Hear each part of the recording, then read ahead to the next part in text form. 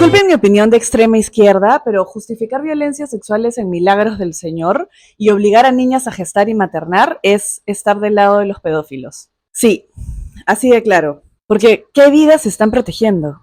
La única razón es porque yo sé el dolor que tienen los niños cuando son asesinados en el vientre de su madre. Entonces me senté en el apuro y yo me siento y yo pongo mis manos juntas y le digo, Señor, ayúdame. Y en ese momento el Espíritu Santo me dice, preséntala. ¡Wow! Y yo me levanto. En el Perú ocurre una violación sexual cada 40 minutos. Solamente en el 2025 se registraron 13.096 denuncias.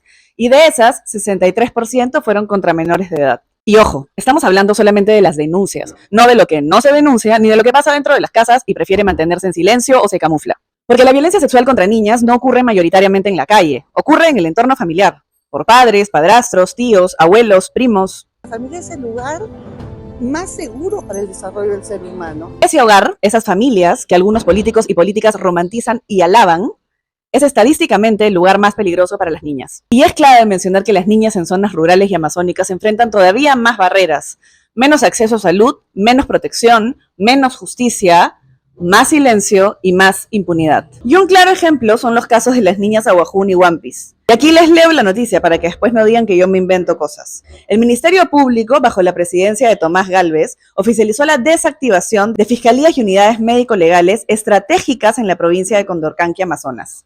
La medida publicada el 6 de febrero deja en vulnerabilidad a cientos de víctimas en una zona donde se han registrado alrededor de 800 casos de abuso sexual contra menores, muchos de ellos presuntamente cometidos por docentes. Sí, aquella noticia que generó revuelo por la gravedad de los hechos terminó en nada, como siempre. Entonces, ¿qué vidas se están cuidando?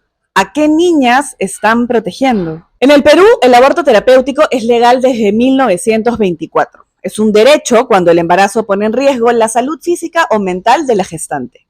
Pero miles de niñas víctimas de violación no acceden a este procedimiento. ¿Por qué? Se preguntarán. Pues porque el Estado lo sabotea desde adentro. Y aquí hablemos de trabas reales.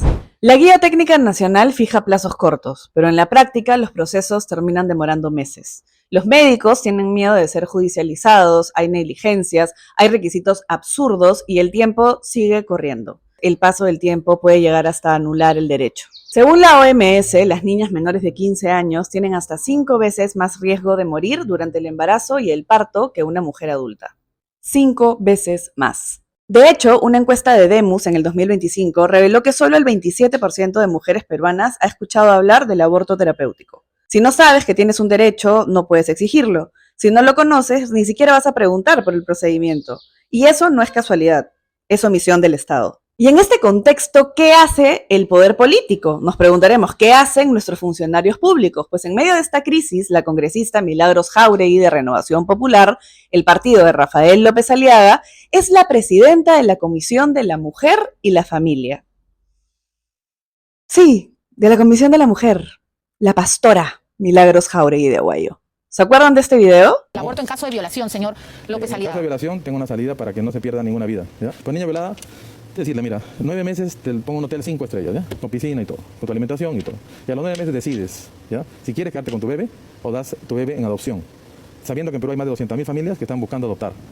¿Usted cree que a una mujer violada le interesa estar en un hotel 5 estrellas, señor? O sea, una mujer violada está escindida, está cortada en 1000 pedazos. Es la peor agresión contra una mujer. ¿Por qué no darle la oportunidad a esa mujer de decidir, por Dios santo, si quiere o no, y si puede o no tener esa criatura que no es producto del amor, que no es producto de una bendición divina? En 2025, casi 1.000 niñas en el Perú fueron forzadas a ser madres. Y solamente en enero de este año ya van 40 casos reportados. ¿Y qué hace Milagros Jáuregui, que tanto se preocupa por la niñez? Yo hace 10 años atrás abrí una casa de refugio para niñas violadas y niñas embarazadas de 10, 11, 12, 13 años. Entonces el Ministerio de la Mujer y el Juzgado de Familia nos la envían. Y nosotros tenemos todo el proceso de sanidad emocional, física de estas niñas. Ninguna de las niñas que han dado a luz se arrepienten de haber dado a luz. ¿Por qué razón? Porque la víctima de todo este cuadro de dolor es el bebé. O sea, el bebé es el único que tiene pena de muerte y el resto no. ¿Alguna similitud con lo que dijo López Aliaga? La visión y la misión de esta casa va a ser el devolverles la esperanza de vivir a estas chicas. Va a ser un lugar, un refugio donde ellas puedan venir y puedan sus heridas ser sanadas, puedan verse ellas con la dignidad, con el valor que tienen y que puedan tener la esperanza de soñar por un mañana diferente. Vamos a enseñarles a soñar otra vez. Yo creo que ese lugar va a ser el lugar donde no van a pasar el dolor solas, sino que van a pasarlo con un grupo de personas que las va a amar, las va a aconsejar, las va a consolar y ellas van a poder tener la oportunidad de volver a cantar, de volver a reír, de volver a jugar, de volver a soñar. Y por sobre todas las cosas van a aprender a amar el fruto de su vientre, porque ellas no pueden ver a esos niños como una maldición. Ellas tienen que ser agradecidas por ese niño que van a ser de ellas, porque ese niño, lejos de ser el recuerdo del dolor, va a ser un sello de esperanza. Existe un lugar donde sí hay brazos listos para abrazarte, hay oídos para escucharte. Existe un lugar donde no va a haber juicio, no va a haber condenación. Existe un lugar donde no va a haber juicio, no va a haber condenación. De repente con el cuento de la criada que estén encontrando. Si no han leído el libro o no han visto la serie, no se preocupen porque lo estamos viviendo. En niñas menores de 14 años, cualquier embarazo es legalmente consecuencia de un crimen. Pero por alguna razón extraña, parecen estar omitiendo esta información y romantizando el embarazo. El Estado debería garantizar el acceso al aborto terapéutico. Por eso resulta aún más problemático que Jáuregui afirme que la única víctima en estos casos de violación sexual es el feto. Ese discurso niega la dignidad de las niñas y adolescentes, las borra y las culpabiliza directamente. Las abandona para luego juzgarlas. Muchas de las niñas entran en relaciones sexuales prematrimoniales, no porque ellas están buscando tener placeres sexuales, sino porque ellas están buscando el poder experimentar el amor. Yo le hago a los padres una llamada a la reflexión, de poder amar a nuestras niñas, de poder amarlas, aceptarlas y protegerlas. Yo creo que si los padres empezamos a amar a nuestras niñas y prepararlas para que ellas mismas se defiendan, yo sé que esta tasa de adolescentes de violaciones y de actividades sexuales pararía. Nosotros creemos que en Cristo está toda la esperanza para poder vivir de una manera diferente. Traigamos a Cristo a casa, traigamos a Cristo ese amor, esa cobertura, esa protección, traigámosla a casa.